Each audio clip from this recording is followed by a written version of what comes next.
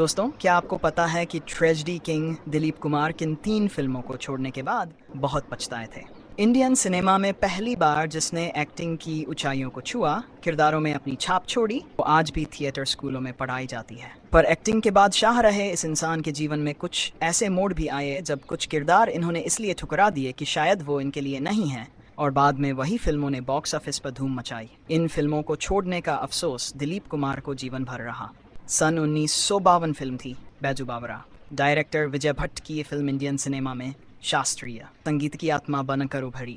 बैजू के मेनोल के लिए दिलीप कुमार को ऑफर किया था नरगिस के साथ, लेकिन डेट्स और कुछ फाइनेंशियल प्रॉब्लम के कारण दिलीप इस फिल्म से अलग हो गए। भारत भूषण ने बैजू के किरदार में वो जादू कर दिया कि फिल्म म्यूजिक और एक्टिंग का शाश्वत संगम बन गई, और यहीं से दिलीप साहब को छूट गई की टीस महसूस हुई। जंजीर सलीम जावेद की लिखी इस फिल्म ने इंडियन सिनेमा में क्रांतिकारी एंग्री यंग मैन का युग शुरू किया और अमिताभ बच्चन को एक नई पहचान मिली।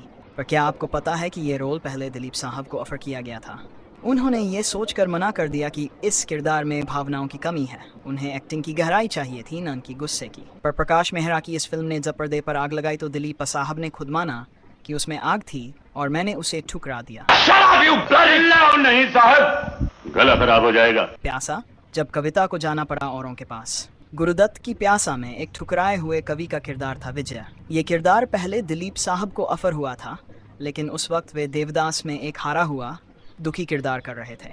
उन्होंने सोचा एक के बाद एक दुखी किरदार दर्शकों को ठीक नहीं लगेंगे। पर प्यासा में गुरुदत्त खुद कैमरे के सामने आए और विजय के किरदार को अमर बना दिया। दिलीप साहब ने कई सालों बाद एक इंटरव्यू में कहा था कि विजय मेरा हो सकता था, और भी कई फिल्में ठुकराई जैसे कि साहब बीवी और गुलाम, क्योंकि फिर से देवदास की तरह का एक डिप्रेस्ड किरदार नहीं निभाना चाहते थे। संगम राज कपूर की इस ट्रायंगल लव स्टोरी में दिलीप साहब के शामिल न होने के बाद मोर्चा संभाला राजेंद्र कुमार ने।